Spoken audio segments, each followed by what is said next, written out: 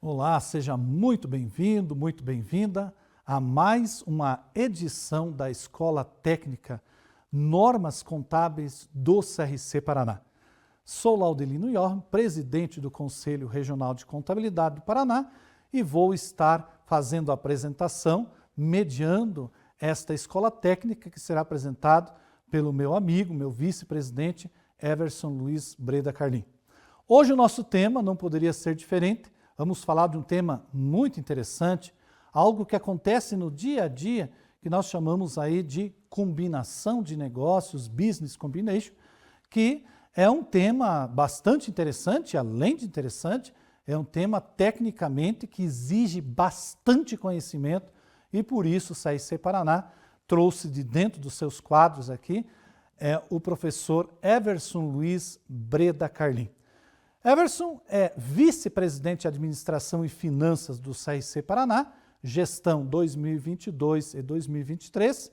Ele é bacharel em Ciências Contábeis, com um MBA em Administração Estratégica Avançada, e ele é sócio fundador do Grupo ZHC, que é uma entidade, uma organização especializada em avaliação de empresas, projetos de fusão, de aquisição, especialista em avaliação de empresas, o Valuation. Ele também atua com avaliação de riscos, due diligence e com vasta experiência nacional e internacional nesse segmento de avaliação de negociação de empresas. Especialista em projetos de reorganização societária, reorganização tributária e governança corporativa, compliance. Everson também é auditor independente e perito, membro de diversos conselhos, palestrante em eventos corporativos a nível nacional, professor também universitário nos cursos de MBA, com passagens aí nas grandes instituições de ensino como a FAI, PUC, Positivo e ESIC, e o professor Everson também é autor de diversos livros na área de contabilidade e de finanças. Seja muito bem-vindo, meu amigo, meu vice-presidente, Everson Luiz Breda Carlim. Com a palavra. Muito obrigado, professor Laudelino Johan. E agora vamos ao tema aí deste painel. Combinação de negócios, ou no IFRS, Business Combination, né? Um tema bastante interessante, é um tema realmente que envolve o mercado empresarial como um todo. E eu diria, além de se falarmos de contabilidade, nós vamos falar também de mercado, né? Que, afinal de contas, combinação de negócios envolve movimentações de transações entre empresas e normalmente são projetos com uma certa relevância. Bom, antes de mais nada, só rapidamente, né? Eu quero apresentar meus livros aí. Nós temos livros de auditoria, de tributário, de IFRS, de valuation, mas hoje especificamente o tema estaria no livro Fusões e Aquisições, né? Onde tratamos aí de combinação de negócios, né? A obra aí, eu até faço um resumo que ela trabalha bacana em cima disso aí. Também um pouquinho da experiência nossa no mundo dos negócios e até para corroborar de como que as normas contábeis estão harmonizadas em termos de mundo, o que o IFRS fez, né? Os trabalhos e experiências que eu acabei tendo em fusões e aquisições, eu me deu essa condição de poder assegurar a vocês que nós temos um padrão contábil mundial mesmo, e nós conversamos a mesma língua. Estou colocando aqui, inclusive, países como China, Canadá, Estados Unidos, entre outros, que a gente trabalhou. Muito bem. Aqui traz um pouco da experiência da gente em trabalhos de avaliações de empresas e avaliação de riscos, né? Utilizando as normas contábeis. O livro, como comentei a vocês aí, ele trabalha bem esse assunto e trata basicamente aí dessas situações de transações entre intercompanies, né? Ou entre as companhias aí, em termos de transações de fusões e aquisições. Também, aproveitando aqui, eu vou trazer para vocês aqui os tópicos que nós vamos discorrer hoje, ok? Então, nós vamos ter uma breve introdução a respeito do tema, nós vamos ter os motivos para que façam com que as empresas venham a ter essas combinações de negócios, como que se caracteriza uma combinação de negócios e aí sim nós vamos propriamente dito, passar para a parte contábil, né? Nós temos uma série de situações que eu vou colocar, como definições, como é que se contabiliza, e no final nós vamos ter aí alguns exemplos de combinações de negócios. Muito bem, então vamos para a introdução. Esse tema introdução de combinação de negócios, não temos como deixar de mencionar para vocês aí um pouco como é que funciona, né, os processos de combinações de negócios e essa complexidade de transações entre as companhias aí, tá? Na verdade, ele envolve não só a área contábil, nós vamos falar aqui também da área societária e tributária. Afinal de contas, todas essas transações de negociações entre empresas vai desde a avaliação de riscos, com a due diligence, né? Riscos contábeis, tributários, societários, trabalhistas, ambientais hoje, e também nós vamos tratar aí do aspecto da sociedade, aspectos de participações societárias, a realização dos investimentos em participações societárias, né? E aí, assim, a parte contábil nós vamos dar um tratamento interessante. Trago aqui um pouquinho o que nós vamos discorrer, a norma NBC TG15, né?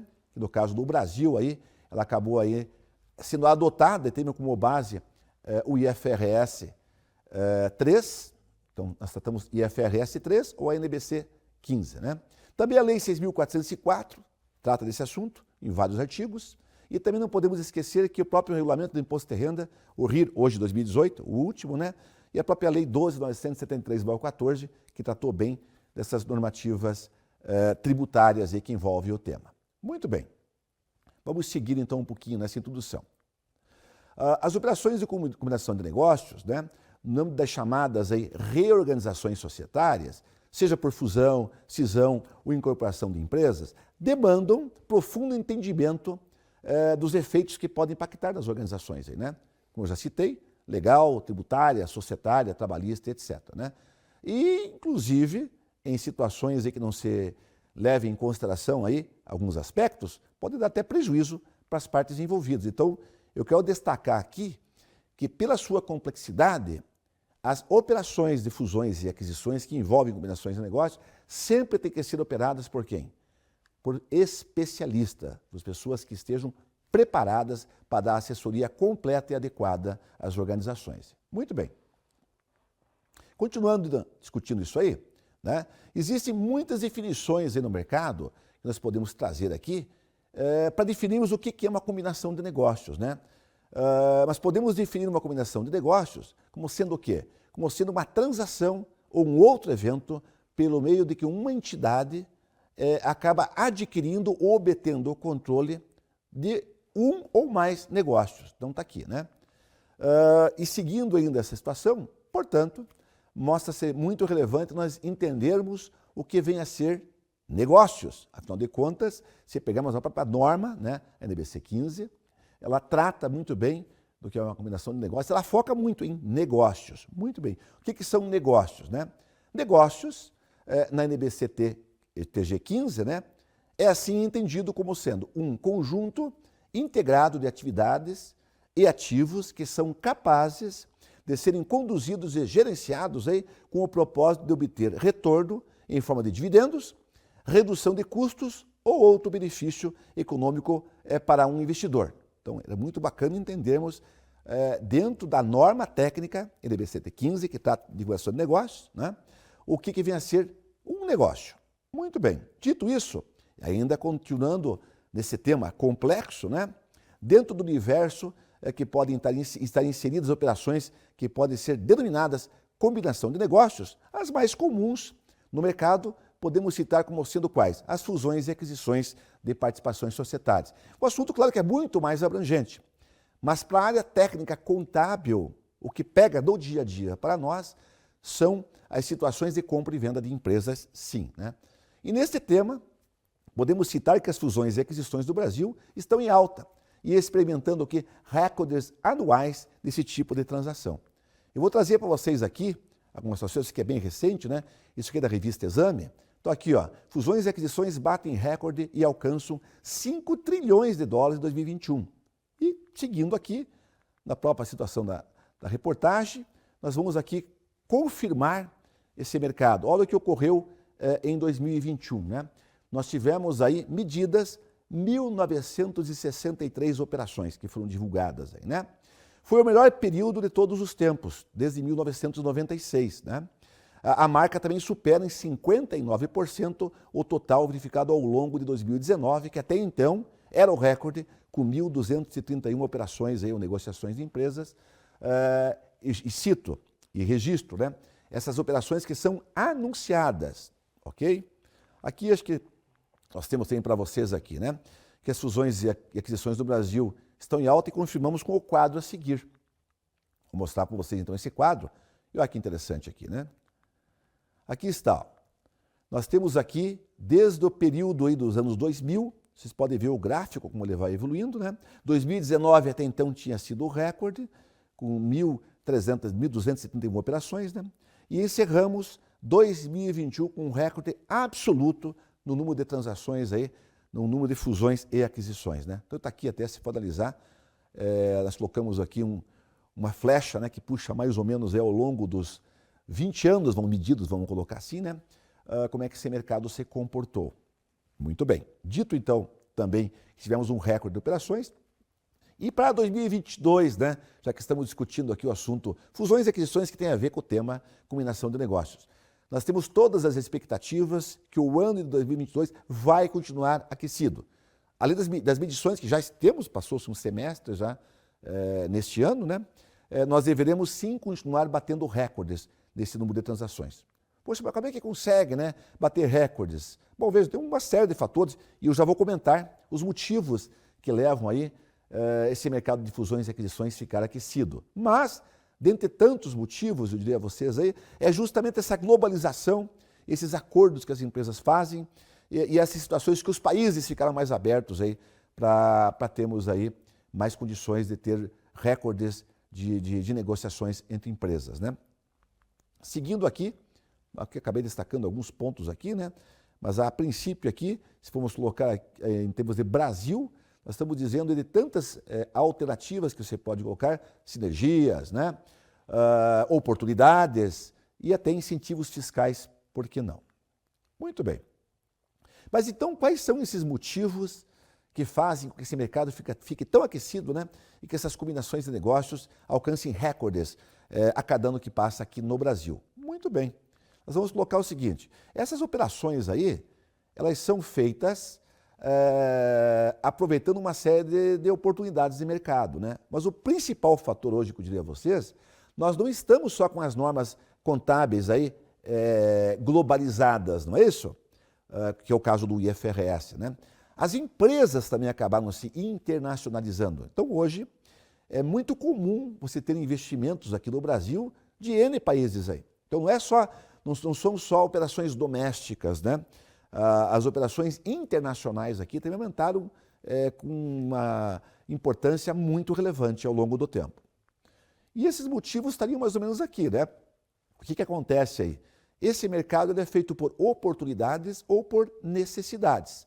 Mas sempre essas transações de fusões e aquisições aí, ela tem uma relação muito direta com esses ganhos em eficiência e alocação de recursos, né?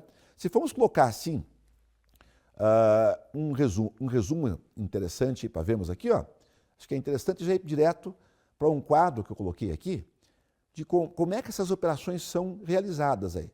Ou é a oportunidade, você faz um processo, né, de reorganização societária, de fusões e aquisições, de compra e venda de empresa, enfim, ele sempre ocorre por oportunidade ou por necessidade. Então vamos lá, essas são as motivações. Em termos de oportunidades, ó, tempos de crise, o valor das empresas fica mais atrativos. É o caso que aconteceu aqui no Brasil. Não parece, né? Mas se pegarmos aí empresas americanas ou empresas da Europa, né, nós estamos falando de 1 para 6, 1 para 5. Ou seja, o dinheiro deles é 5 vezes mais forte do que o nosso, né? Então, automaticamente, é claro que fica muito mais interessante você investir em empresas aqui. Também, busca de novas tecnologias, por isso que as empresas se unem, né? Se fundem, vamos assim dizer, acabam somando, né, soluções. Aí. Busca por sinergia e diversificação, maior capacidade financeira para investimentos, enfrentar melhor a globalização dos negócios. Acabei de colocar a vocês que um dos fatores que move o mundo hoje é essa globalização. Busca por inovação e market share. Isso aqui pega bastante, vocês vão ver, eu vou comentar sobre isso, tá? E etc. E por necessidades também, né? Eu preciso fazer reorganizações societárias de grupos empresariais, falta de herdeiros ou de plano de sucessão, antecipação à crise, já enxergo, o ano que vem vai estar bem complicado, etc. Então já aproveita para fazer movimentos com uma certa antecedência e também etc. Então vejo, olha que interessante aqui, gente, esse resumo dos principais pontos. Mas se formos colocar assim, professor, mas vamos assim dizer, por que as empresas fazem com que esse mercado fique bastante aquecido, né? Então, já citei a vocês aí. Ou vai ser para se aproveitar oportunidades do mercado, ou eu preciso fazer por necessidade mesmo, né? Muito bem. Como falamos aqui, até queria voltar, como nós citamos aqui, a busca por inovação em market share é um dos itens mais importantes e que move mesmo esses projetos aí, esses processos de fusões e aquisições. Então vamos lá, né? E eu queria trazer inovação. O que é inovação? Inovação significa o quê? Criar algo novo. A palavra é derivada do termo latino, vamos colocar, né? Innovatio, e se refere a uma ideia, método ou um objeto criado e que pouco se parece com padrões anteriores, né? A inovação é um dos principais fatores de uma empresa conquistar vantagem competitiva para se manter ativa em crescimento no mercado. Eu trouxe uma frase aqui famosa sobre inovação do Steve Jobs, muito conhecido aí, né? Olha que interessante o que o Steve Jobs disse. A inovação faz uma distinção entre líder e um seguidor. Isso é fato. E assim é para as empresas. Se quer ser líder de mercado, tem que inovar. Bom, mas só inovação basta? Não. O mercado bastante com isso aqui, né? A medição do desempenho de uma empresa é seu market share, obviamente, né? Sua participação no mercado. Muito bem. Então vamos trazer aqui, né? Market share. Boas empresas atenderão às necessidades de mercado. Grandes empresas criarão mercados. Olha que bacana aqui.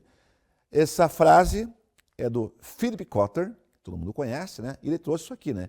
Ele é um autor famoso de livros, consultor renomado aí, né? E um dos gurus do marketing moderno. Bom, seguindo isso, a ideia da inovação e do ganho de market share, que são os principais motivos para a combinação de negócios, né? Nós podemos dizer o seguinte, que tem mais, e essa parte sinérgica, como é que funciona, né? Isso aí realmente é um dos itens que influenciam muito esse mercado de fusões e aquisições? Sim. No mundo globalizado aí, as empresas visam expansão, né, e ganhos em escala, buscando essa parte sinérgica. Como é que é o cálculo desta parte de ganho em sinergia, não é isso? Então aqui, ou seja, qual seria a equação para o mundo dos negócios em fusões e aquisições, né? Ou em processos de fusões e aquisições. Muito bem. Olha cálculo bacaninha, ó. Sinergia. Como é que é sinergia? Para esse mercado de fusões e aquisições, 1 mais 1 não pode dar 2, que é uma coisa errada. Aí você não tem ganhos sinérgicos, né? 1 mais 1 tem que no mínimo dar 3, 4, 5, né? Então, duas empresas isoladas são uma coisa. Quando você junta essas empresas, alguém adquire alguém, quando você soma esses esforços de inovação, de ganhos de market share, a sinergia, o ganho sinérgico tem que ser muito maior. Muito bem. Aqui eu trouxe também, comprovando, né, uma reportagem da revista Exame, também bem recente, né, que essa globalização é condicionante do futuro da empresa e da sociedade. E ele traz ali, né, dentre vários itens dessa reportagem, que é bem recente, né, ela traz essa importância da internacionalização das empresas e da sua cultura. Tá? Então, é um fenômeno que veio para ficar no mercado. E aí vai embora, tem um monte de explicações aí, enfim, da importância da globalização, né, no dia a dia das empresas. Aí. Muito bem. Seguindo isso, aqui eu trago algo bem interessante também. Eu trouxe uma reportagem que veiculou na revista Forbes, e é uma pesquisa com os maiores executivos globais dos maiores riscos que não podem ser ignorados, né? E essa pesquisa está na revista da Forbes, né? Forbes.com. Muito bem. E eu vou listar para vocês aqui os maiores riscos, né? Que, segundo os executivos dessas principais empresas do mundo, chegaram à conclusão e participaram da pesquisa. Primeiro deles, ameaças climáticas. Muito bem. Segundo, crimes cibernéticos. Isso é um fato, nós temos acompanhado direto, né? Até inclusive Um dos itens aí é a própria LGPD, que foi implantada no mundo e o Brasil agora já adotou fazem 2 anos, né? Também tem a ver com a LGPD, armazenamento de dados, né? Vulnerabilidade da cadeia global de suprimentos. Olha, inclusive, um exemplo que estamos dando aqui, o quanto subiram os alimentos aí por causa de uma guerra, né? E guerra não tão simples assim, e ainda está continuando. Então isso aqui impactou o mundo todo aí, né? A parte alimentar. Muito bem. Inovação tecnológica e riscos de ruptura. Ali, acabamos de falar de inovação. Crime cibernético entre países. Ameaça terrorista. Ó, crash financeiro global, gente, tá? Insolvências de países, né? Situação difícil da economia em vários locais, nós temos experimentado isso. A Europa faz muito tempo já que anda sofrendo com isso, né? Sustentabilidade dos negócios e, por último, a própria condução dos executivos. Então, está aqui. Mas esses riscos globais, o que tem a ver com o nosso tema aqui, né? Tudo a ver, gente. Porque o nosso tema também envolve a própria auditoria. E eu selecionei aqui alguns pontos que se envolvem diretamente com a auditoria e diretamente com o tema combinação de negócios, né? Transações entre empresas, não é isso? Então vamos ver aqui, ó. De todos eles, nós podemos dizer assim que 4 itens, crimes cibernéticos, tem muito a ver com o nosso mercado, contábil, armazenamento de dados, sim, essa inovação tecnológica, que eu vou discutir bastante com vocês aqui, que é um dos fatores que movem as empresas a fazer os processos de fusões e aquisições, e também esse crash financeiro global aí, né? Quando o dinheiro fica mais caro, fica mais difícil, as economias não conseguem rodar. Então, quando você pega, por exemplo, países que nem os Estados Unidos, onde você tem uma situação que além de estar em crise, por exemplo, né? Você não tem um rendimento adequado do investimento, esse investimento migra para outros países que têm oportunidades. A Europa, idem. E é essa a situação que o Brasil está experimentando. O Brasil, por muitos problemas que tem em sua economia, o Brasil tem grandes oportunidades de crescimento no meio empresarial. Ainda. Nós temos tudo para fazer aqui no Brasil, né? Diferentemente de outros países bem mais, vamos assim dizer, não vou dizer evoluídos, né? Mas economicamente, né? Nós, afinal de contas, sempre estamos naquela, né? De ser um país aí passando de emergente para frente. Né? E muito embora nós fazemos parte aí das maiores economias globais, né? Tivemos entre 8ª, chegamos a ser 7º, 12º, mas diria assim, da 7ª economia global até a 12ª, isso não é pouca coisa não. O Brasil é um país grande sim e tem muitas oportunidades para esse mercado de fusões e aquisições ainda. Bom, muito bem. Tratamos do tópico da introdução, tratamos do tópico também da explicação dos motivos que levam as empresas aí a proceder os processos de combinação de negócios, né? E vamos ao tópico, como é que vamos tratar aí, como ocorre, né? Como acontece uma combinação de negócios aí, tá? Então, muito bem. Combinação de negócios, como é que se caracteriza uma combinação de negócios? Aqui está. As operações de combinações de negócios em fusões e aquisições. Projetos de expansão de empreendimentos podem ser estruturados de várias formas, né? Como um investimento que é feito na própria companhia, por exemplo, mas o projeto de expansão que é realizado por meio de combinação de negócios, normalmente sempre é muito mais vantajoso. As operações de aquisições de empresas se enquadram dentro do que o mercado denomina de combinação de negócios. Existem várias outras formas, eu comentei com vocês no começo, vocês se lembram, né? Até nós fomos buscar aí a definição de negócio, se recordam? Mas agora eu gostaria muito de focar nessa combinação de negócios em processo de fusões e aquisições, que é onde nós mais praticamos isso, mais vivenciamos isso aí, né? Principalmente o mundo contábil, né? O mundo contábil vivencia muito isso no seu dia a dia. O entendimento desse tema não é tão simples assim e que necessita, claro, sempre melhor compreensão das explicações, das implicações, desse tipo de transação, né? Ok. No Brasil, as regras de combinações de negócios foram tratadas pelo Comitê de Pronunciamentos Contábeis, né, o CPC 15, que se transformou nessa norma contábil que estamos falando hoje aqui, né, que é a NBC TG 15. Muito bem. Para entender como identificar tais operações, é necessário ter conhecimento sobre o que está envolvido nesse tipo de processo. Vamos lá, então? Então, o que define a NBC TG 15 de combinação de negócios? Negócio é um conjunto de atividades e ativos designados para produzir retorno direto a seus proprietários e investidores. Então pronto, o negócio está ali. O que mais? Quem que é o adquirente?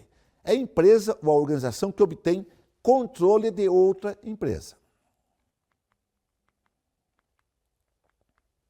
E adquirida, então? A adquirida é considerada, pode ser, né, um ou mais negócios, cujos controles são obtidos pelo adquirente por meio de um processo de combinação de negócios. Proprietário, detentores de participação societária em uma sociedade. Então aqui nós estamos vendo aqui que, de certa forma, é interessante voltarmos, né? Então nós temos aqui algumas definições muito importantes e que são, assim, o início do entendimento dessa norma técnica contábil que trata de combinação de negócios. Então, né? O que é um negócio? Quem é o adquirente? Quem é a adquirida? E esse proprietário. Bom, seguindo então, essas operações de combinações de negócios, de fusões e aquisições, né? Explicando o conceito de uma combinação de negócios. Quando uma empresa adquire um ou mais negócios, de forma que tenha o controle sobre suas políticas financeiras e operacionais, a mesma está realizando uma combinação de negócios. Então, olha que interessante aqui também, gravem, é necessário que obtenha o controle. Então, nesses processos de fusões e aquisições, para que possa ser caracterizado como uma combinação de negócios, o adquirente necessariamente tem que adquirir o controle da empresa. Sempre o objetivo que se busca nessa junção de negócios é que as empresas envolvidas, claro, obtenham alguma vantagem competitiva. Já discutimos lá atrás quantos itens podem existir, né? E ainda seguindo, né? Assim como todas as normas do IFRS, o tema combinação de negócios é tratado pelo IASB. O que é o IASB, né? Ele é um conselho de normas internacionais de contabilidade. E eles que criaram, né? O IASB criou as IFRS, que são as normas internacionais. A sigla IFRS, traduzida para o português, significa que o conjunto de normas internacionais de contabilidade. Em inglês, o IFRS é International Financial Report Standard. São consideradas combinações de negócios, de acordo com essa norma que estamos tratando aqui, né?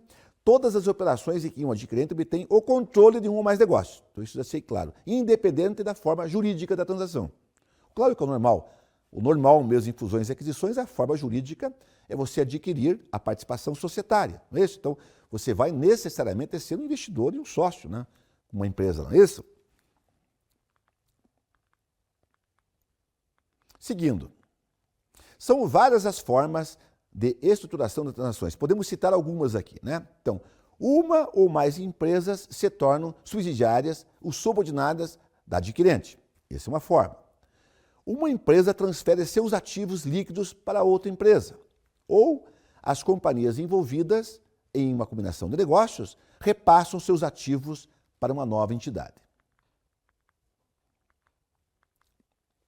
Em relação à obtenção de controle da empresa adquirida, ela pode ser feita também de duas maneiras. Vou citar algumas aqui, tá? Então, como é que eu vou obter o controle dessa empresa que eu estou investindo nela, não é isso? Para que realmente seja caracterizado como uma combinação de negócios. Eu posso fazer pela admissão de passivos, eu posso fazer pelo envio de instrumentos de participações societárias na entidade, eu posso fazer por meio de acordos contratuais, ou eu posso também fazer pela transferência de caixa entre outros ativos. Claro que insisto, o normal como é que é? O normal eu adquiro um percentual da participação societária, né? Quando não, às vezes 100%, é isso? Seguindo ainda essa operação de fusões e aquisições, né? Ou seja, uma combinação de negócios, por razões legais ou outras, pode ser estruturada de diversas formas também a saber. Não estou limitando isso aqui. Então, essa combinação, por razões legais ou fiscais, pode ser feita assim, né? Um ou mais negócios se tornam controladas de um adquirente ou ocorre uma fusão entre o adquirente, os ativos líquidos de um ou mais negócios. Muito bem. Aqui já passei duas, né? Uma entidade de combinação de negócios transfere seus ativos líquidos, os seus proprietários transferem suas respectivas participações societárias para outras entidades que fazem parte dessa combinação, né? Ou todas as entidades da combinação de negócios transferem os ativos líquidos aos seus proprietários, né?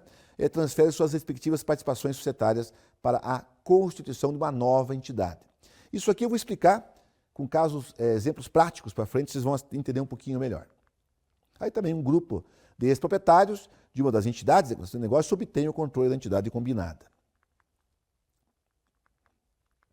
Muito bem. Continuando.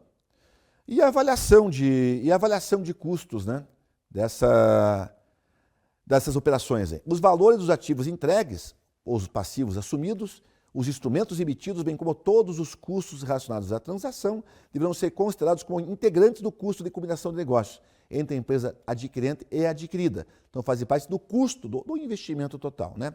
Da mesma maneira, todos os ativos e passivos identificáveis no momento da aquisição devem ser alocados no valor pago pelo adquirente. Continuando com essa avaliação, né? As diferenças apuradas entre o valor contábil e o valor justo dos ativos e passivos devem ser segregados em suas respectivas contas, sendo consideradas com mais ou menos valia. Esses valores devem ser reduzidos conforme a amortização dos ativos. Esse é um ponto importante que eu queria destacar e que vocês levem em consideração. Até então, não se levava em consideração a avaliação desses ativos ou passivos, vamos colocar assim, identificáveis, né, com este valor justo. O que se fazia no passado? Vou dar um exemplozinho aqui. A empresa tinha um patrimônio líquido de 100 milhões. Pô, bacana, 100 milhões, tá? Vinha lá um outro e comprava essa empresa um investidor, né? Comprava essa empresa por 150 milhões. Essa diferença dessa mais-valia, toda ela era goodwill, não é isso? Toda ela é um ágio, vou colocar assim. Hoje não mais. Hoje, antes de você fazer qualquer transação societária em combinação de negócios, o balanço, os itens, os ativos e passivos da empresa que vai ser adquirida, são os identificáveis no caso, né? Eles são obrigados a serem avaliados pelo valor justo, para depois sim continuar a transação. Essa é uma novidade que tivemos aí nessa nossa contabilidade moderna, através dos princípios internacionais que nós adotamos aí, né? Essas transações ocorrem em empresas de diversos portes, sendo que os critérios aqui comentados devem ser aplicados a todas as empresas de grande, pequeno e médio porte. É uma técnica, né? Sendo que também estão adequados conforme o pronunciamento técnico para pequenas e médias empresas. Muito bem. Projetos de expansão de empreendimentos podem ser estruturados de várias formas, como investimento que é feito na própria companhia, como por exemplo, mas o projeto de expansão que é realizado por meio de combinação de negócios, normalmente sempre é muito mais vantajoso, assim. As operações de combinações de negócios se enquadram dentro do que chamamos aí, né, de as aquisições de empresas, no caso, de combinações de negócios, né? Mas o entendimento desse tema não é tão simples assim, o que necessita a melhor compreensão das implicações desse tipo da transação. Vamos seguir então, né? Agora vamos tratar dos aspectos contábeis. Nós já fizemos uma introdução, a gente comentou um pouquinho desse mercado, nós comentamos o porquê que o mercado de fusões e aquisições está aquecido, né? Nós interpretamos corretamente a norma no que trata uma combinação de negócios, como é que se caracteriza, como é que se enquadra uma combinação de negócios, e agora nós vamos para os aspectos contábeis da norma da NBC-TG 15, né? Que faz essa correlação com a norma internacional, o IFRS 3. Eu vou fazer uma definição de combinação de negócios, nós vamos fazer aí, de certa forma, uma interpretação de como é que está na lei societária, porque todo esse regramento, dessas mudanças que tivemos, né, na parte societária, em termos de valor justo, de avaliação de ativos, etc., foram também transcritos ou atualizados para a nossa legislação societária, que é a Lei 6.404, né? Inclusive a própria legislação que trouxe, né, essas normas contábeis do IFRS no Brasil, né, que é a lei lá de 2007, a 11.638. Também vamos tratar dessa combinação de negócios, como se contabiliza e como é que é o seu reconhecimento e mensuração. Então, muito bem. Vamos pegar, por enquanto, os objetivos, né? Então, o objetivo dessa norma aí, da NBC-TG 15, em termos de contabilidade, agora propriamente dito, né, é aprimorar a relevância e a confiabilidade e a comparabilidade das informações que a entidade fornece em suas demonstrações contábeis. Acerca do quê? Determinação de negócios e sobre os seus efeitos. Para esse fim, essa norma estabelece princípios e exigências da forma como o adquirente vai adquirir, né? Então, olha que interessante como é que funciona isso. Vamos lá, né? Como é que se realiza esse processo de a combinação de negócios pelo adquirente? Então, primeiro, reconhece e mensura em suas demonstrações contábeis os ativos identificáveis adquiridos e os passivos assumidos e as participações societárias e não controladores na adquirida. Muito bem. Mas olha aqui, ó, reconhece os ativos identificáveis, né? Muito bem. Reconhece e mensura, letra B, ou ágil por expectativa de renda futura. Goodwill, adquirido, advindo de uma combinação de negócio ou o ganho proveniente de uma compra vantajosa. A compra vantajosa veio tomar o lugar da antiga denominação de deságio, né? Por que veio com essa nomenclatura? De certa forma, vamos assim dizer, com essa expressão, né? Porque, na verdade, nós estamos seguindo as normas internacionais e nas normas internacionais está dessa forma, né? Eles tratam de compra vantajosa. Muito bem. E letra C. Esse adquirente faz o que também, né? Determina quais as informações que devem ser divulgadas para possibilitar que o usuário das demonstrações contábeis avalie a natureza e os efeitos financeiros de uma combinação de negócio. Então, volto a resumindo. Tem um adquirente, o que deve fazer? Primeiro, reconhece e mensura das demonstrações contábeis esses ativos identificáveis. Muito bem. Seguindo isso, vai ter que calcular, depois de reconhecer os ativos identificáveis, esse efeito do valor do investimento. O valor do investimento nunca é igual ao balanço. Uma negociação de empresas é normal, você paga menos ou você paga mais. Uma série de fatores que comentei para vocês lá atrás, né? E a gente trabalha no dia a dia não só avaliando, mas participando das negociações de empresas e entendem esses aspectos que valorizam mais ou até desvalorizam as empresas. Ganhos sinérgicos, market share, inovação tecnológica, eu já comentei com vocês aí, né? Então, reconhecendo isso, o que se paga, o que se investe, nunca é igual ao PL. Então, sempre vai ter um ágio ou uma compra vantajosa, né? E determina quais as informações devem ser divulgadas. Bom, então, seguindo esses aspectos contábeis, né? Eu trago um item importante aqui também, para vocês verem, que nós não temos só essa norma especificamente que trata de combinação de negócios. Combinação de negócios, sim, mas nunca podemos nos esquecer que temos também envolvendo combinação de negócios efeitos em coligadas e controladas em empreendimentos controlados em conjuntos. E isso é tratado através de uma outra norma, né, que é a NBC-TG 18, e também tem a correlação CAIAS 28, que é a norma internacional. Então, queria registrar isso para também atentar a esses aspectos. O tema que estamos discorrendo hoje é combinação de negócios, mas eu queria deixar muito claro que temos mais um item que tem que ser avaliado. Muito bem, e até trouxe aqui do que trata essa NBC, né, 18, que se correlaciona com a norma internacional 28, IAS 28. Abre aspas.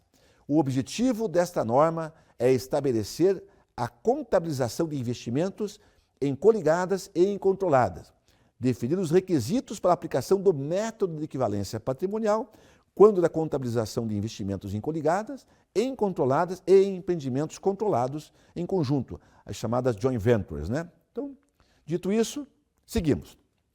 E a importância da análise dos efeitos contábeis e tributários aí. Para o sucesso de uma transação, é de extrema importância nos processos de fusões e aquisições proceder a um planejamento adequado, verificando a qualidade e os efeitos dos dados tributários e contábeis. As transações de fusões e aquisições têm relação direta com ganhos de eficiência e alocação de recursos, estratégia, sinergia, como já comentamos. Só que qualquer negociação de empresa, além do aspecto contábil e societário, sempre vai ter um reflexo tributário. Por quê? Porque eu estou alienando, eu estou vendendo um bem. A participação societária que eu tenho, as minhas ações ou as minhas cotas, são bens das pessoas físicas, né? Ou até às vezes quem investe são as próprias pessoas jurídicas. E como você tem uma negociação e tem um ganho, o regulamento do imposto de renda tributa ganhos, né? Então isso é um efeito que tem que ser sempre considerado, o ganho de capital nessa operação. E aqui, alguns pontos importantes aqui, né? Os movimentos econômicos das reorganizações societárias, dentre as quais as mais comuns seriam as aquisições, fusões, cisões e incorporações, estão enquadradas no quê? Nessa determinação do tema que estamos discorrendo hoje, que é a combinação de negócios. O termo Merger and Acquisition, né? M&A, tudo é em inglês, a nossa área hoje em dia, né? M&A, Merger and Acquisition, esse termo é utilizado para operações de fusões e aquisições, muitas vezes abreviado também pela sigla nacional nossa, né? FEA, fusões e aquisições. E refere-se genericamente a um conjunto de operações que lidam com a aquisição ou alienação de empresas ou combinação de negócios. As operações de combinações de negócios, seja por aquisição, fusão e incorporação de empresas, demandam um profundo conhecimento aí e entendimento por quem opera isso, né? E olha, são quantas áreas, eu já havia comentado, né? Se preocupar muito com a parte legal, a parte tributária, financeira, contábil, trabalhista e ambiental. Sem prejuízo de outras, né? De outras que não estamos nem citando aqui agora, né? Vamos lá. Ok, e a adoção do IFRS, né? Bom, com a adoção do padrão contábil IFRS, hoje está em 50, né? Mas eu estou colocando aqui o resumo que tivemos na época da adoção, que foram assim, vieram várias, né? A partir de 2010, e assim fomos indo até os dias de hoje, né? Mas foram muitas normas contábeis, né?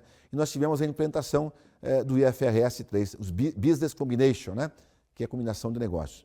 E que no Brasil teve aí a adequação através da NBC-TG 15.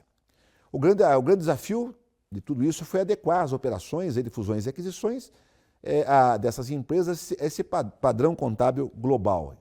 Esse foi o principal objetivo. O ajuste ao padrão IFRS representou muito mais do que uma obrigatoriedade para as empresas aqui do Brasil, né? Eu diria aí que foi uma oportunidade para que essas empresas, nossas nacionais, pudessem, de certa forma, já colocar realmente o pé nesse mundo globalizado que tem tantas oportunidades de negociação de participações societárias aí. Então, o IFRS propiciou isso, e eu havia comentado com vocês no começo, nós tivemos muitos projetos internacionais e eu pude experimentar o quanto é bom você conversar com um especialista lá nos Estados Unidos, no Canadá e na China. Nós fizemos um projeto recentemente com a China, onde você fala princípios aí de fechamento de operações, aí, como por exemplo, né, o EBITDA. O que é o EBITDA? O EBITDA nada mais é do que uma medição de caixa operacional, né? O mundo todo fala essa linguagem. A margem, alavancagem, lucros, né? Então tudo isso, quando você conversa com alguém de fora, as pessoas entendem o que você está falando e têm um real conhecimento do número que você está apresentando. E isso é muito bom. E essa nova expressão no mundo contábil, né, do IFRS? Então, essa nova expressão, que denominamos combinação de negócio, porque, na verdade, nunca se usou essa expressão do Brasil, né? O Brasil sempre usou fusões e aquisições para negociações intercompanies, né? Mas agora nós temos essa nova expressão no mundo contábil, que é combinação de negócios. Com a adoção do IFRS, essa expressão passou a abranger de forma genérica todos os movimentos de obtenção de controle de participação societária, incluindo também as denominadas reorganizações societárias, né? Que seriam o quê? As incorporações, as fusões ou cisões de empresas, não se restringindo somente para as empresas de capital aberto, mas também para as pequenas, médias e grandes empresas. Mas, afinal, o que vem a ser uma operação de combinação de negócios? Eu estou trazendo de volta e agora estamos trazendo prospectos contábeis agora aqui, né? Então, eu tenho que novamente chegar à atenção e focar com vocês aí a obtenção do controle. Então, eu volto a insistir, para que exista uma combinação de negócios, o adquirente, quando adquire uma participação societária, tem que adquirir o controle da empresa, do investimento que ele está fazendo, tá? E ok, está aqui, né? Sobre essa combinação de negócios representa uma operação em que um adquirente obtém o controle de um ou mais negócios. Muito bem. Seguindo aqui, né? Em um sentido mais prático, uma combinação de negócios é um procedimento que obriga o adquirente a realizar, a fazer um raio-x dos valores dos ativos identificáveis, visando o quê? Mensurar de forma objetiva o real valor daquilo que está sendo adquirido na empresa ou no negócio. O que tem, então, de diferente, né? Muitas coisas, né? Eu vou passar para vocês aqui agora de volta, no mundo contábil, né? Essas definições de como é que você processa essas combinações com conceitos importantes, né? Então, uma combinação de negócios, você é obrigado a obter o controle de um ou mais negócios, muito bem, nesses processos de fusões e aquisições. Negócio é aquele conjunto integrado de atividades e ativos que é capaz do quê? De realizar renda, né? De dar condições aí de ter uma receita para quem está investindo. Pode ser através de dividendos, juros ou outra receita qualquer, né? E a participação societária? Para os propósitos dessa norma, essa expressão é utilizada de forma ampla, tanto no sentido de participação de um investidor no capital de suas investidas, quanto da participação em entidades de forma mútua, né? Associações, cooperativas, etc. Valor justo, esse é um termo novo, que inclusive vai ser assunto de um outro tema, vamos assim dizer, esse tema, né, de um outro dia em nossa Escola Técnica Normas Contábeis, né?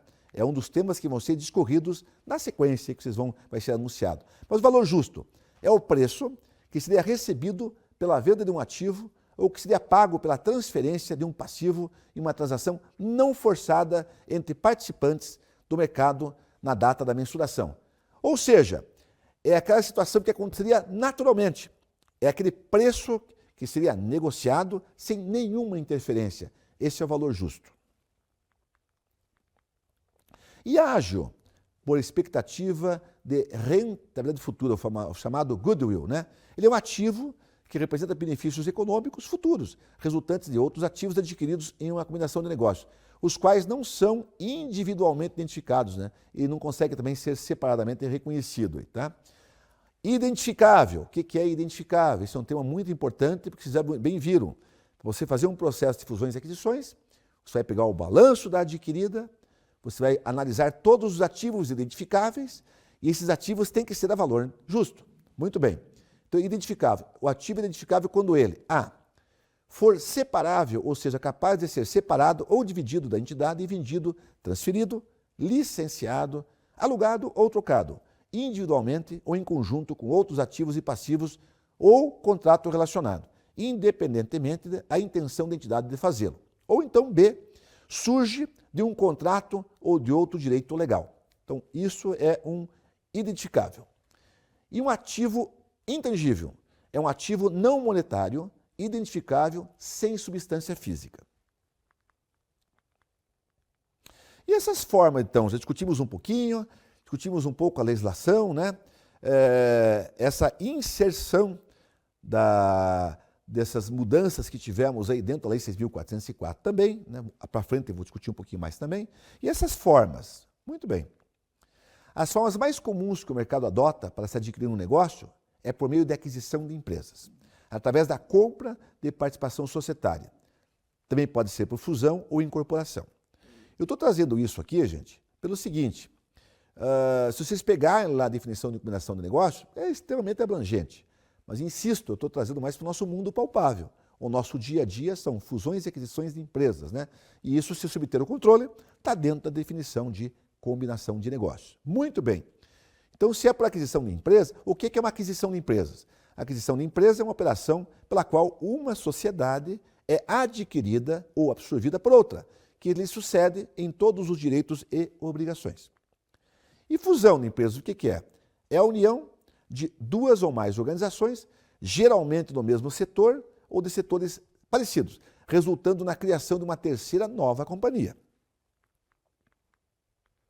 E incorporação é a operação pela qual uma ou mais sociedades são absorvidas por outra que lhe sucede em todos os direitos e obrigações. Na incorporação, a sociedade incorporada deixa de existir, mas a empresa incorporadora continuará com a sua personalidade jurídica. Aqui trazemos agora né? Então, essa aquisição, ela ocorre quando existe a compra do controle acionário de uma empresa por outra, extinguindo a empresa comprada, com investimento e controle em um processo de integração, né? Bem complexo.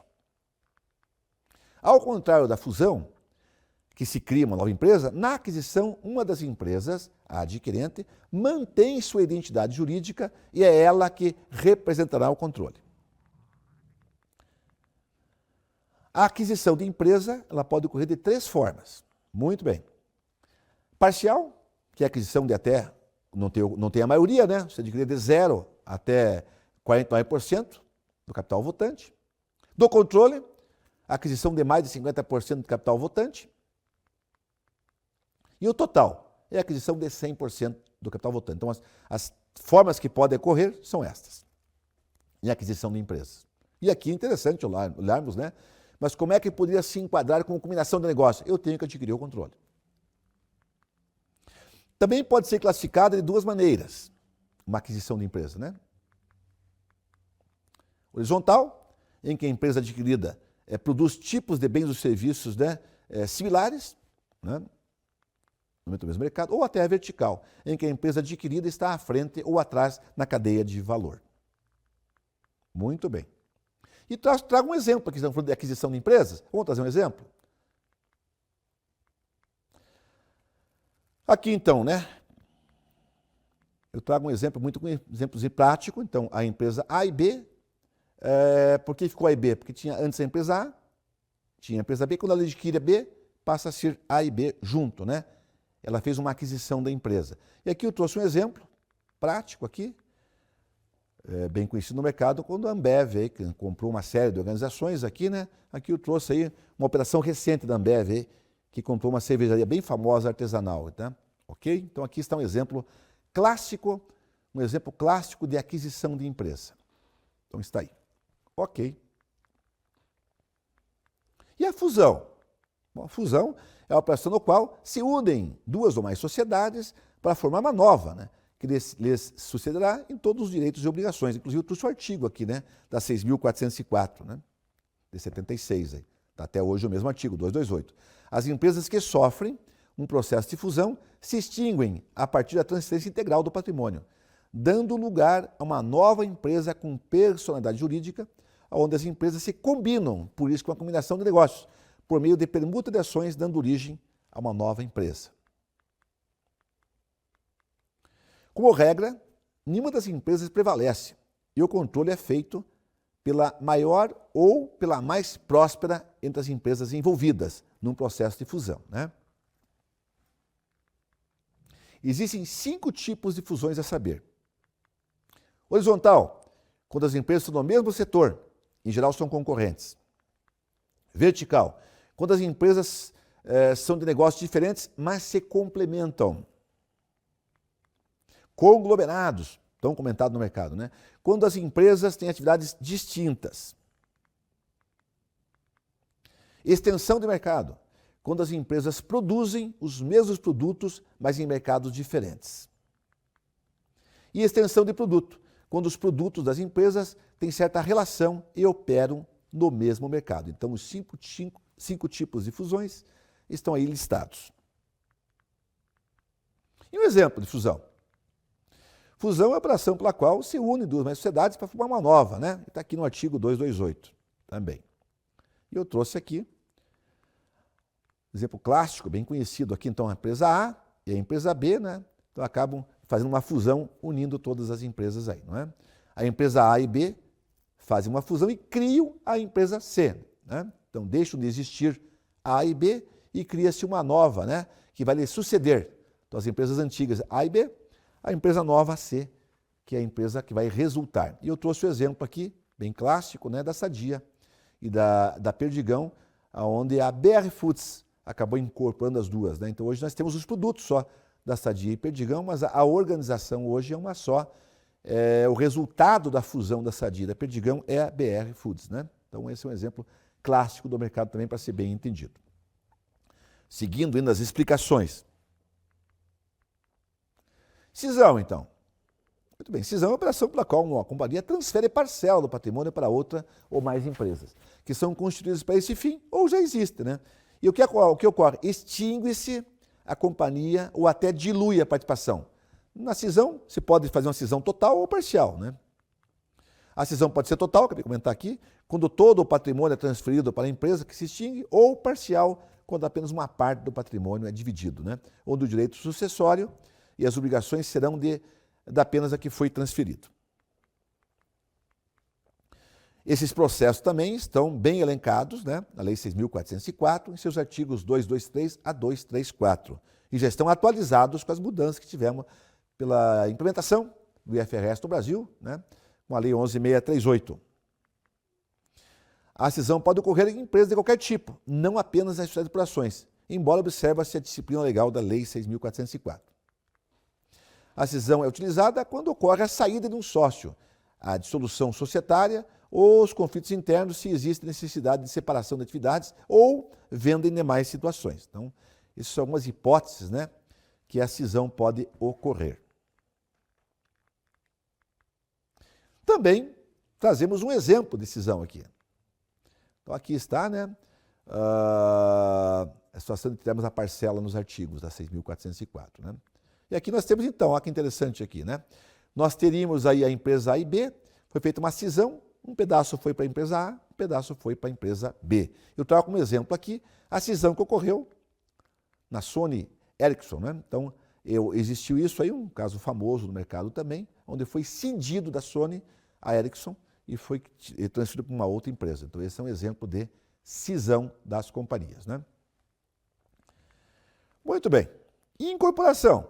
Incorporação é o contrário. É quando uma ou mais sociedades são absorvidas por outra, que lhe sucede em todos os direitos e obrigações. Também está o artigo aí 227 da Lei 6.404/76. A incorporação também é uma modalidade de fusão e aquisição. Porém, nesta, a empresa incorporada deixa de existir e o seu patrimônio é incorporado por outra. E essa outra aí permanece com a personalidade jurídica. Não é isso? Nesse caso, a integração também torna-se complexa, já que abrange todos os ativos tangíveis e intangíveis. E seguindo, então, vamos a um exemplo de incorporação, né? Então, também artigo 227, Lei Civil 404/76. Eu trago aqui um exemplo clássico, né? Aqui vamos pegar, então, aqui a incorporação da empresa A e B com a empresa C, resultante da empresa A, B e C. As outras duas deixaram de existir e pode existir A, E, B, C, né? No caso aqui, eu trago um exemplo do Banco Real, né? Ele foi incorporado pelo Santander no Brasil, né? Então, o Santander tem, dentro de todos os itens de seus ativos, ele incorporou aí os ativos do Banco Real. Então, esse é um exemplo clássico de incorporação de empresas. Ok. E vamos seguindo então aqui, né? Algumas definições e características do tema que estamos discorrendo hoje aqui, né? Uma combinação de negócios é uma operação ou um outro evento pelo meio do qual, né, um adquirente tem o controle de outro ou mais, né? E independentemente da forma jurídica da operação. E do Brasil, essa definição de combinação de negócios não era, volto a insistir, não era muito comum você falar esse termo, né? Mas depois que utilizamos e adotamos o IFRS, a combinação de negócios tomou o lugar, tecnicamente, do mercado de fusões e aquisições e é o termo que se utiliza hoje, né? Essa expressão veio a ser utilizada para definir uma obtenção de controle e mesmo dentro das chamadas reorganizações societárias, que são processos também de incorporação, fusão ou cisão. Vamos seguir aí. Algumas definições e características importantes, né? Esses processos de combinação de negócios abrangem todos os tipos de empresas e tamanhos. Eu insisto que não se restringe apenas a empresas grandes ou de capital aberto.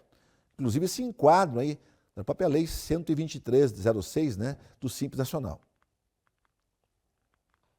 E aqui eu trouxe aqui alguns pontos importantes da Lei 6.404, porque essa é uma lei que rege muita coisa e, vamos assim dizer, e ordena e organiza as grandes companhias aí, né? Principalmente no mercado de capitais. Então, a Lei 6.404, quanto à combinação de negócios, destacamos dois pontos importantes. Nos processos de incorporação e fusão e cisão que tiveram companhia aberta, as sociedades que a sucedem devem também ser abertas, observando as normas da Comissão de Valores Mobiliários da CVM, é o artigo 254 da Lei 6.404. Então, olha que interessante aqui. Nos processos de incorporação, fusão ou cisão de companhias de capital aberto, as sociedades que venham a suceder esta também têm que ser abertas. Tem que ser no mercado de valores, né? Nos casos de participação recíproca, ou seja, eu compro a participação de uma empresa e essa mesma empresa compra a participação minha, nós temos algumas regras a serem observadas, né? Nesse caso, entre essas entidades aí, estão observadas as regras distintas a depender do tipo de operação. Artigo 244.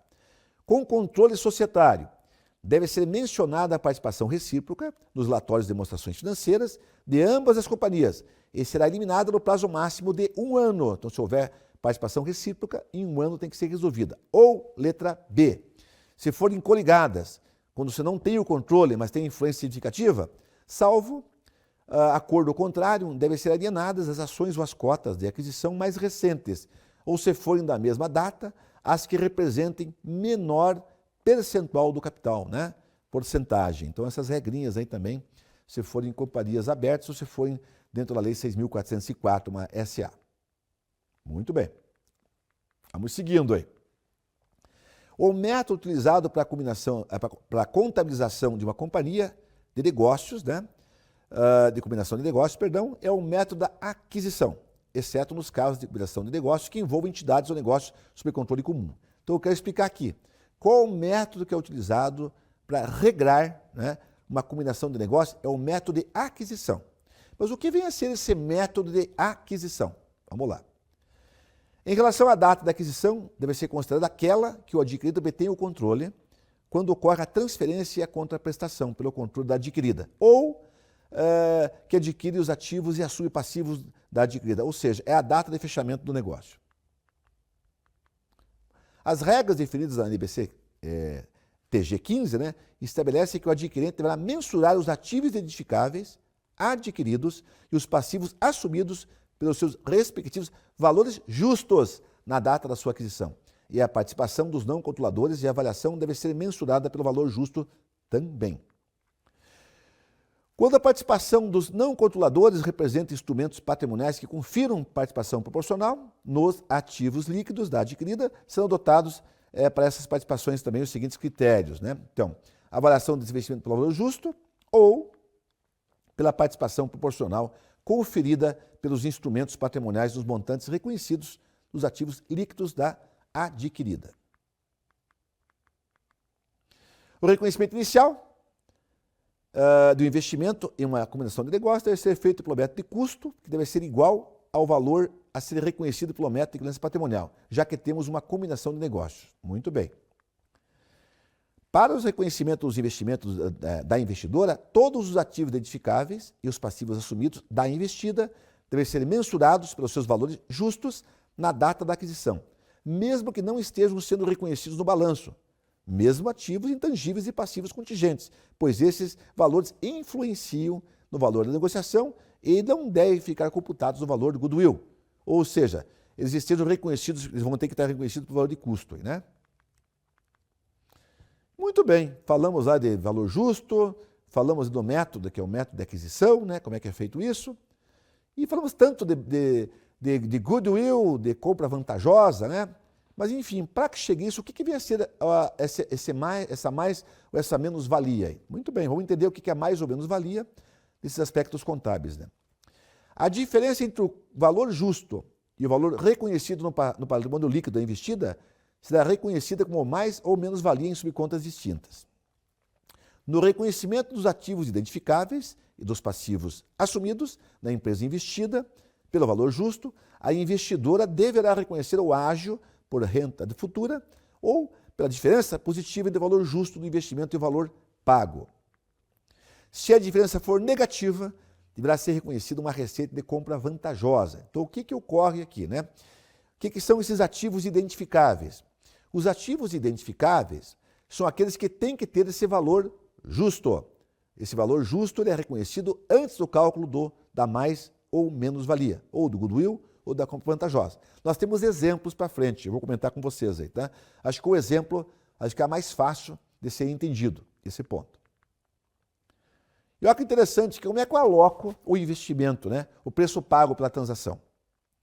A norma IFRS 3, que é na nossa NBC T15, né?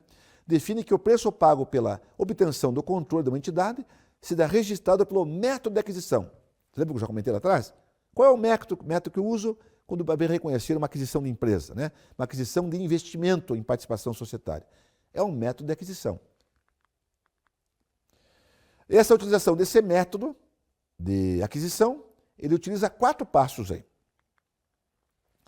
Identificação do adquirente que obtém controle da empresa ou negócio, determinação da data de aquisição desse investimento, em uma combinação de negócios, lógico, tem que estar obtendo o controle, reconhecer e mensurar o custo de aquisição dessa combinação de negócios, o adquirente deve reconhecer separadamente os ativos identificáveis adquiridos e os passivos assumidos pelos seus respectivos valores justos na data da aquisição e reconhecer o ágio, goodwill ou deságio, ou seja, o ganho por compra vantajosa, valor obtido pela diferença entre o preço de compra e o valor justo líquido dos ativos identificáveis e passivos assumidos. Isso hoje é necessário. Eu vou dar o exemplo para frente, vocês vão entender um pouquinho melhor, mas olha que interessante aqui, né? Estou fazendo um processo de combinação de negócio. Opa, bacana. Como é que é feito? Ele é feito pelo método de aquisição. Então, vou seguir esses 4 passos aí, né? Lógico, balança auditada, risco avaliado, aquela coisa toda. Então, eu vou identificar o adquirente, vou definir a data, vou mensurar os ativos identificáveis, vou adequar esses ativos identificáveis com seus valores justos, consequentemente, meu patrimônio líquido muda de valor, e aí sim eu calculo a diferença entre o valor pago e o valor do patrimônio líquido ajustado com os valores justos. Vamos lá. Então, essa locação, né? Resumo da forma de locação, aqui eu vou trazer um exemplo aqui, interessante para vocês. Digamos que eu tenho um custo de aquisição por 100, ok? Então, a aquisição de uma participação societária foi por 100. Como é que eu distribuo ela? Eu vou avaliar o seguinte, eu vou ver os valores justos, o valor justo líquido dos ativos identificáveis, né, com tangível, etc. Então, lá no patrimônio líquido, eu acabei ajustando o patrimônio líquido para 70, né, porque lá está já o valor da participação societária a valor justo. Mas eu estou pagando 100 por ela, então nessa diferença eu teria 30 de ágio. É mais ou menos essa estratificação para dar uma noção para vocês de como é que é esse método de aquisição em uma combinação de negócios. Ok. Dito isso, acho que vamos agora para os exemplos, né? A parte prática sempre é mais interessante. Depois que falamos tanto uma parte teórica que ela é necessária, vamos para os exemplos. Eu vou dar um exemplo 1. Vamos fazer uma aquisição com mais-valia, né? Então eu estou tendo mais-valia. O que é essa mais-valia? Mais-valia dos ativos identificáveis. Mas só estou tendo uma compra vantajosa, por quê? Que eu estou pagando um valor menor para aquele valor que deu o ajuste, né? Então vamos lá. O patrimônio líquido da empresa Beta, em dezembro de 2018, em outubro, perdão, era 100 milhões. Tá ok? Está aqui, então. O PL é 100 milhões.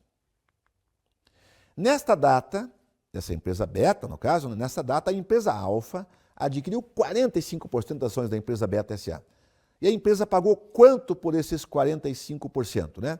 A empresa Alfa pagou 50 milhões pela participação adquirida. E o valor justo dos ativos e passivos identificáveis da empresa Beta, na data da aquisição, era 130. A diferença para o valor do patrimônio líquido se referia ao valor justo de um terreno que estava registrado por um valor de custo. Então, olha que gravem isso aqui. O patrimônio líquido é 100. Mas quando eu fiz o ajuste com o valor justo dos ativos identificáveis, que é esse caso desse terreno, o patrimônio líquido passou a ser 130. Então, teve um aumento de 30. Mas estou pagando 50. Então, quais são os valores que estão envolvidos nessa combinação de negócios desse exemplo aí? Olha lá. O valor justo é 58,5 milhões, porque eu estou comprando 45% de 130. Ah, e o que mais, professor? Não, mais o seguinte, o patrimônio líquido dela é 45% de 100. Então, o valor do patrimônio líquido dela é 45 milhões. E o valor pago é 50. O que nós temos aqui? Então, nós temos o seguinte aqui, né? Seguindo essa situação dessa combinação de negócios, vou passar aqui já, nós temos o seguinte aqui, né? Portanto, nesse caso, teríamos a seguinte situação, eu repliquei ali, o valor justo, eu paguei 45% de 130 e eu comprei 45% de 100, né? E paguei 50 por isso. Então, olha que interessante aqui, ó. A mais-valia que eu estou tendo aqui, ó, é 13,50, ou seja, é a diferença positiva entre o valor justo e o valor proporcional do patrimônio líquido. A compra vantajosa também, por quê? Eu estou pagando menos. Eu não paguei um valor menor, eu paguei 50 milhões por um valor menor. Eu paguei 50 milhões por um valor justo de 58,5, né? Vocês podem ver lá que 45% do PL ajustado, do valor justo, seria 58 milhões. Depois eu paguei só 50. Então eu tive uma compra vantajosa de 8. Então existia uma mais-valia do terreno na participação que eu comprei, e nessa mesma operação nós tivemos uma compra vantajosa que eu paguei menos do que deveria valer. Isso é questão de negociação. Né? Os lançamentos contábeis seriam quais? Vou debitar em investimentos, né? 45 milhões de participação societária, vou debitar. Vou debitar também essa mais-valia dessa parte do investimento, porque tem que separar a mais-valia do ativo identificável. Vou creditar aí uma compra vantajosa que é resultado, é ganho e tributa, isso aí. E vou ter também o caixa que eu paguei, né? Se eu trouxesse os 50, aqui fecha. Tanto que fecha que eu trago aqui, ó, né? Acho que eu estou trazendo para cá também, se eu não me engano. Esse exemplozinho aqui jamais... aqui sim, tudo bem? Acho que é o mesmo, né? Aqui, ó. Isto, aqui, ó. Então tá aqui, né? Então, débito, investimento, 45. Débito, investimento mais valia, 13.500. Caixa, crédito, 50 milhões. E o resultado da compra vantajosa, 8.500. Então, aqui está a balança, fechando certinho os lançamentos contábeis desse exemplo 1 que eu trouxe aqui, que mais-valia, teve mais-valia de um bem, de um terreno, no caso lá, e tive compra vantajosa que eu negociei bem. Quando fui adquirir, valia 58 milhões, mas eu paguei 50, ganhei 8.500. Então, acho que esse exemplo ficou bem claro para que todos possam ver, né?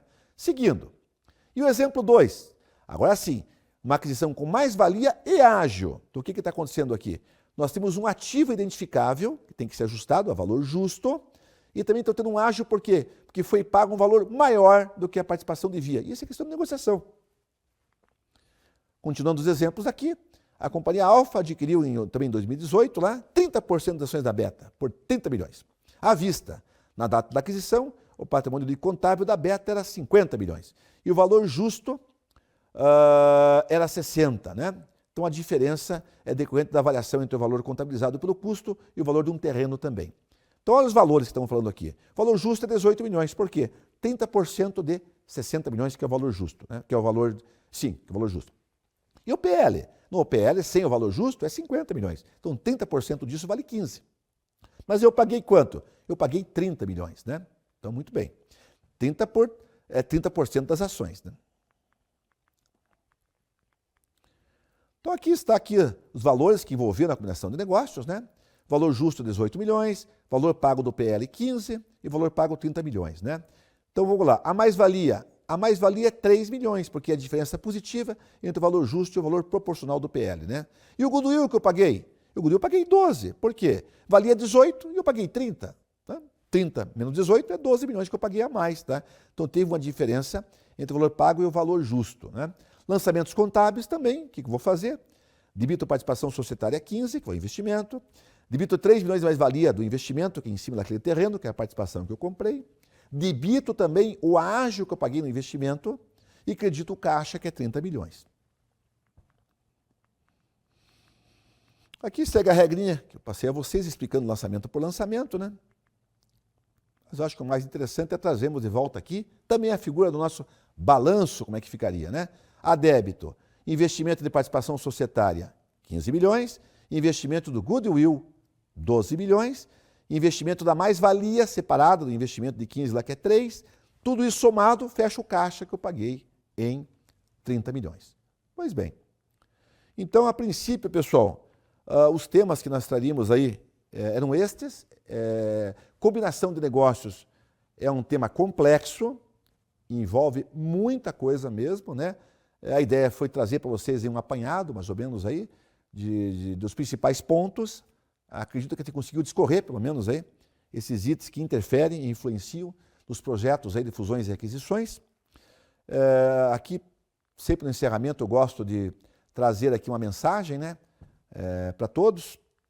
Pensei o que eu poderia trazer e trouxe aqui uma mensagem para vocês aqui a respeito de fusões e aquisições e a respeito do mundo que nós estamos vivendo hoje com a adaptação ao IFRS, etc. O conhecimento é preciso... O que é o conhecimento? É o processo de se acumular dados. Conhecimento é o processo de acumular dados? Sim. E sabedoria reside na sua simplificação. Agradeço a todos e até uma próxima oportunidade aí. E até mais, pessoal. Muito obrigado, tá?